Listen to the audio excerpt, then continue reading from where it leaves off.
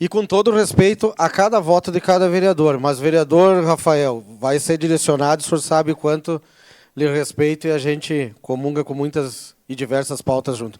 Mas eu aqui não vou ser rotulado que quem vota contra o povo.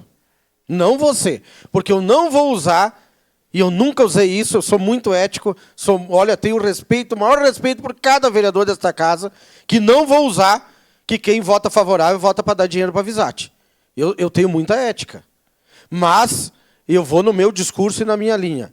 Nós precisávamos, sim, um momento mais amplo de debate, um momento que eu disse agora há pouco que não houve nenhum plano de recuperação, vereador Bortola, da empresa, que a gente sabe que a empresa está com problemas sérios, não houve nenhum plano pelo executivo, que a gente poderia discutir aqui para o futuro, e nenhum plano para o futuro, se for analisar. E aí eu faço uma pergunta para vocês. Vocês sabem quanto um pai de família gasta para pagar uma van para levar a criança para a escola? Vocês sabem quanto? Hoje a média é R$270 por mês. Qual o subsídio que eles ganharam? Quem ganhou?